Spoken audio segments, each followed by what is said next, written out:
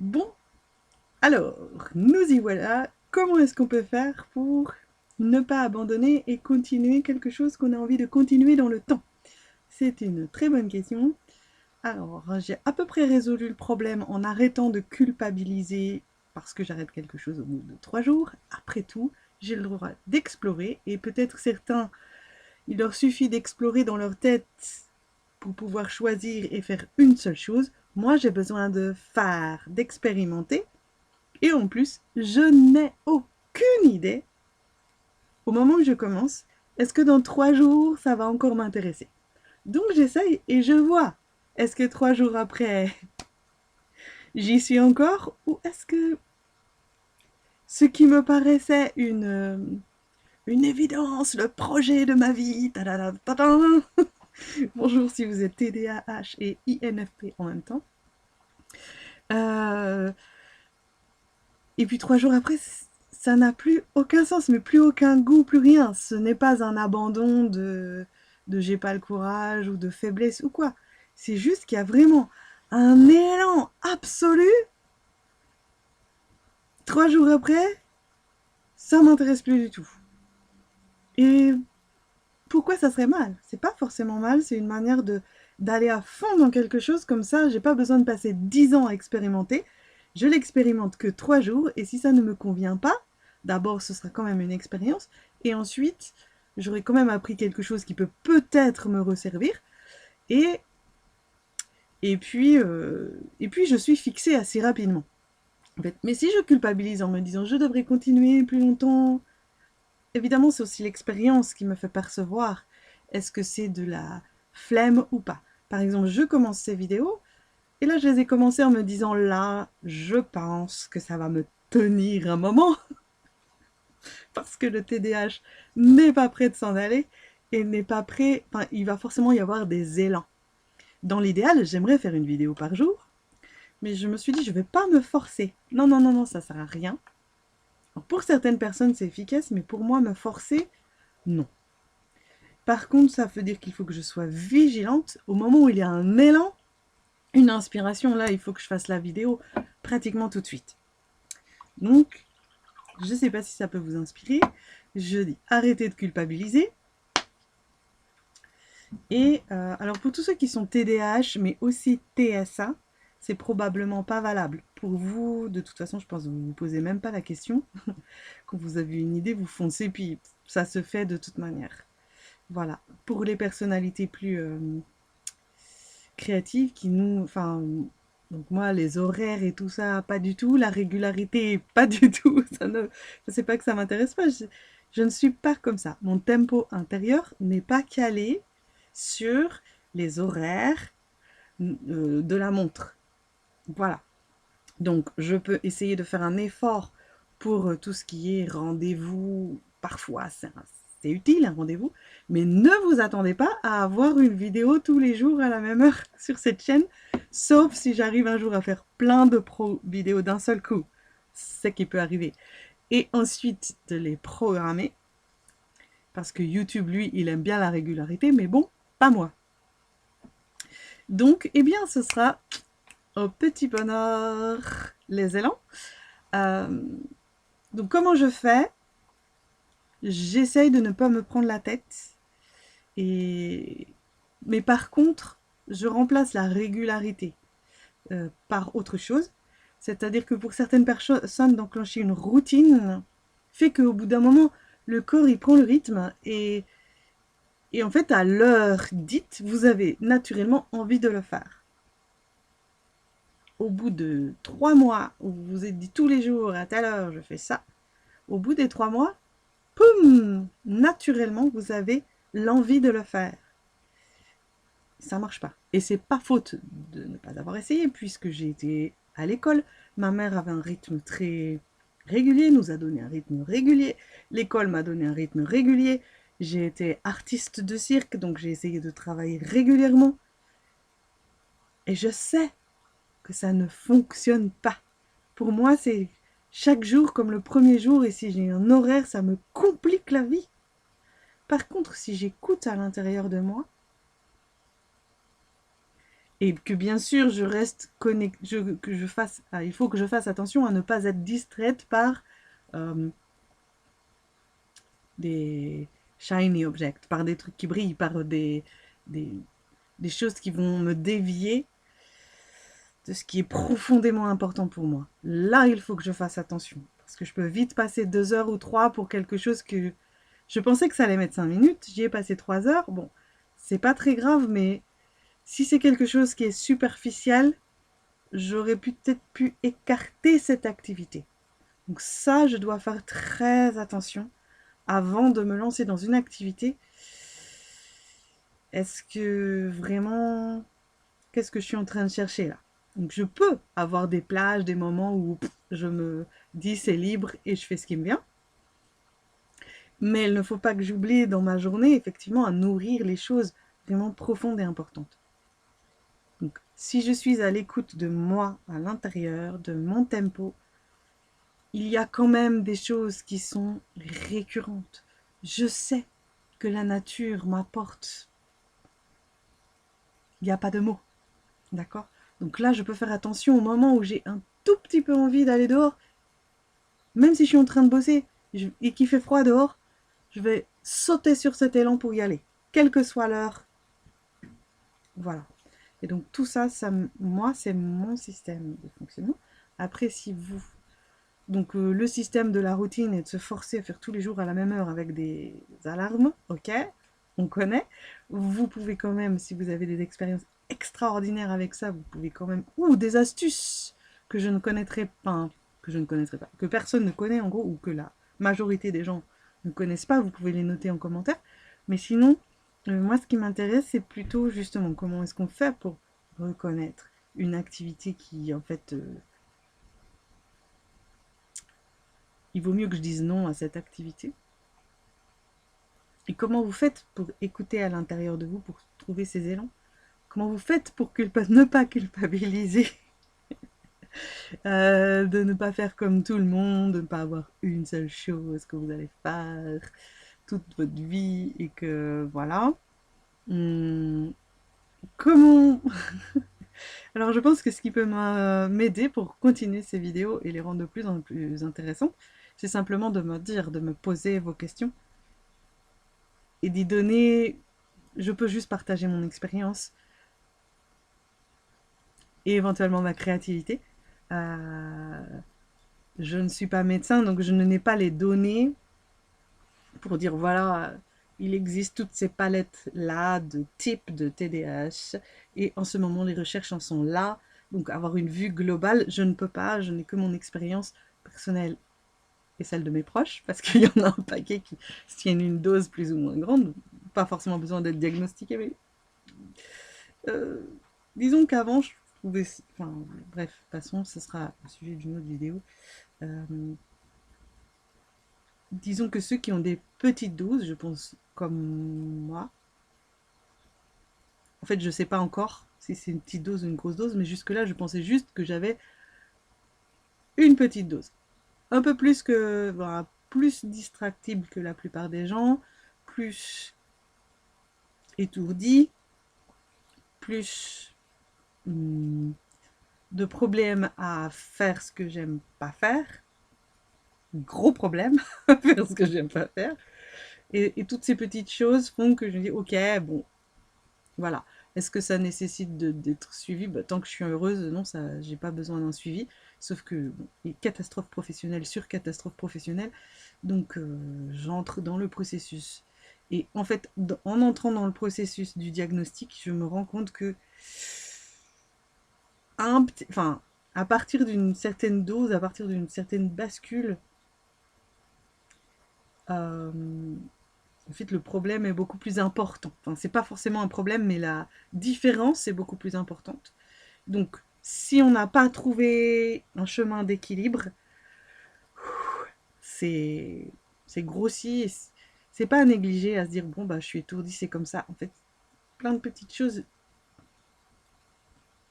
Bon, c'est aussi apprendre à se connaître pour pouvoir mieux interagir avec les autres et avec soi. J'ai réglé beaucoup de problèmes. Je n'ai plus envie de mourir 25 000 fois par jour. C'est déjà beaucoup. Seulement, ben voilà, déjà, je vis pas du tout là où j'aimerais vivre parce que je manque d'argent ou de courage pour aller vivre dans les bois. Je ne sais pas. En tout cas, il y a plein de choses déséquilibrées. Et, et notamment le fait que ça foisonne d'idées, ça foisonne de bonne volonté, mais comme il n'y a pas cette constance dans le temps, euh, ben c'est dur pour moi de mener à bien certaines choses. Jusqu'à l'âge de 35 ans, je n'avais pas de problème, je faisais juste ce que j'aimais, j'avais juste le minimum d'argent pour vivre.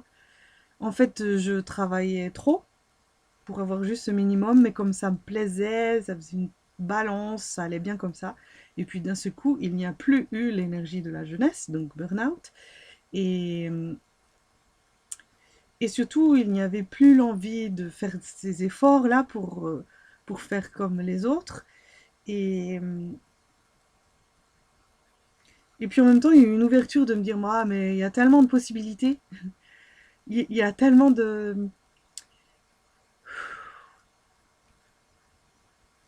Il y a tellement envie dans moi, d'envie en moi, enfin le monde, la structure professionnelle qu'on nous propose,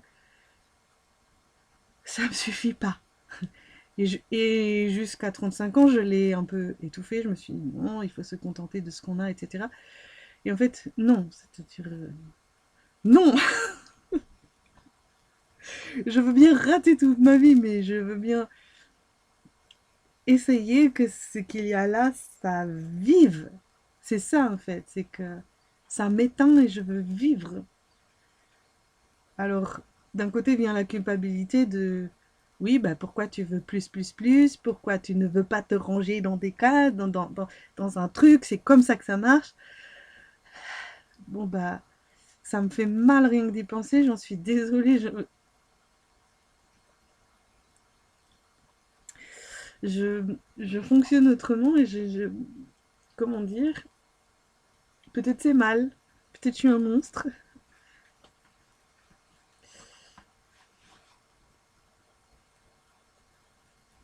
Et, euh,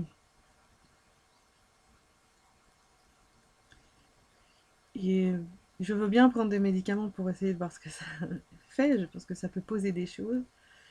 Mais j'ai pas envie de prendre des médicaments juste pour pouvoir euh, fonctionner avec régularité. C'est pas ça mon but. C'est donc je dis pas que je suis contre prendre des amphétamines si ça peut m'aider à. Je prends du café déjà parce que sans café j'ai pas de vie. Donc s'il y a une autre substance qui peut m'aider à être plus équilibrée, j'ai rien contre. Seulement j'ai un tempérament d'explorateur, donc j'ai plus envie d'explorer éventuellement d'autres manières de fonctionner qui pourraient aider d'autres personnes. Voilà. Euh, Parce que ça peut même aider des personnes qui ne sont pas du tout TDAH à parfois, dans certaines circonstances, utiliser un autre mode de fonctionnement. Surtout que je pense qu'il y a beaucoup de symptômes du TDAH que 80% des gens rencontrent à un moment dans leur vie. Et puis après, il y a une petite dose de gens qui sont super équilibrés en ce qui concerne l'organisation et le passage à l'action. Ils ont peut-être d'autres déséquilibres, j'en sais rien. En tout cas, pour eux, ils n'ont aucun problème d'étourderie. Ça ne leur demande aucun effort de ne pas être étourdis et de s'organiser. Donc eux, ils n'en ont peut-être pas besoin. Mais les 80% qui fonctionnent autrement, euh, ou qui sont en surmenage, je pense que quand on est en surmenage, on arrive à des symptômes un peu similaires. Donc comment on fait? On n'arrive plus à s'organiser, on n'arrive plus à tout ça. Donc des personnes en surmenage, de nos jours, il y en a beaucoup. Euh, voilà, donc je veux bien faire l'exploratrice de d'autres manières de fonctionner, que ce soit lié à TDAH ou autre chose, puisque je n'ai pas encore de diagnostic définitif. Donc, la question du jour, c'est comment est-ce qu'on fait pour être concis? Ça sera plutôt une autre vidéo. La question, c'est comment on fait quand on n'a pas un tempo naturel de régularité et que se forcer à être régulier ne régule pas, ne résout pas le problème, donc il faut trouver un autre chemin. Comment on fait pour continuer quand même? Disons dans les choses qu'on a jugées profondément pertinentes de mettre en place.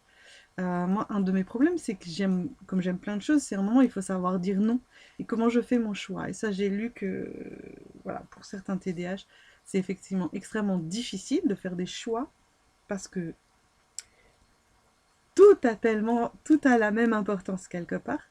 Donc, bien sûr, on peut mentalement faire un schéma en disant ça c'est urgent, ça c'est important, ça c'est pas urgent, pas important, machin, machin. Ok. Et ça, c'est un schéma mental. Mais si c'est pas vécu avec les tripes, si je sais que j'ai un truc à faire aujourd'hui parce que c'est la limite des impôts, si je le ressens pas viscéralement, bon, en fait mon schéma il va avoir aucun impact et je vais pas le faire. Alors, soit il faut que j'ai rien à faire de la journée, que l'espace soit libre et que je vais dire ah ok tiens je vais faire les impôts. Soit il faut que j'ai l'huissier à la porte. Et dire bon ok d'accord je vais le faire. Bon. Mais donc ça c'est les tâches qu'on n'aime pas faire et qu'il faut faire quand même, c'est un autre débat. Là je parle plutôt des tâches qu'on a envie d'accomplir, ce qu'on veut vraiment accomplir dans le monde. Comment on fait pour keep going euh,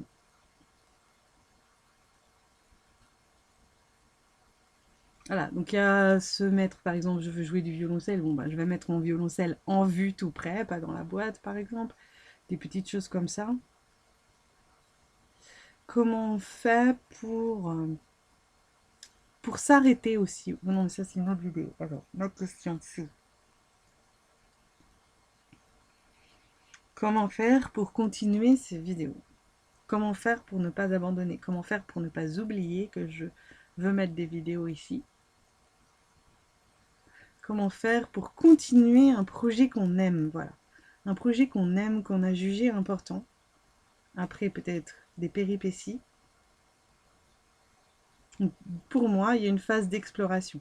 Je teste et puis je m'oblige pas à le continuer.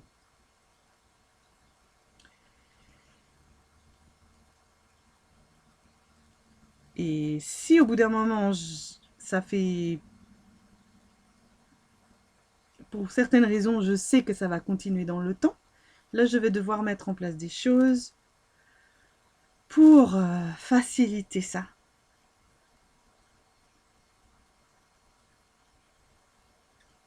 Je suis submergée de travail, je sais pas comment faire. Ouais. Donc ce serait ma question, ce serait plutôt...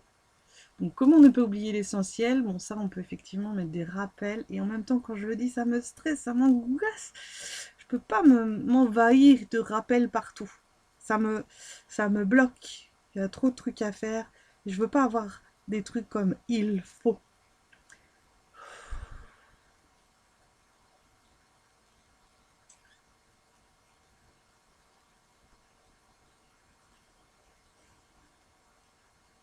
Bon, eh bien, si cette vidéo vous a évoqué des questions, vous a donné envie de commenter un truc,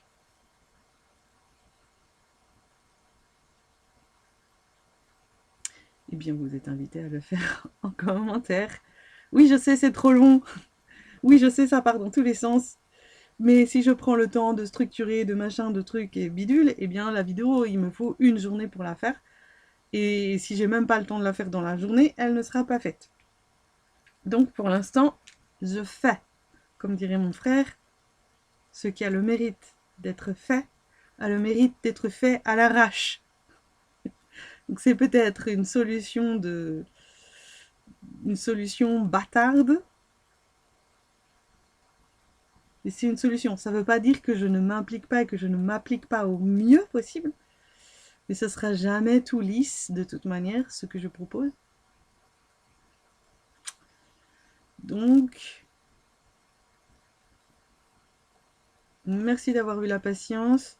Merci de me donner vos tips pour être plus concis et tenir dans le temps, même quand on a un tempo naturel irrégulier. Et comment ne pas culpabiliser. Et voilà, je devrais découper la vidéo. Et je ne le ferai pas, mais je vais la poster. Voilà, bonne journée.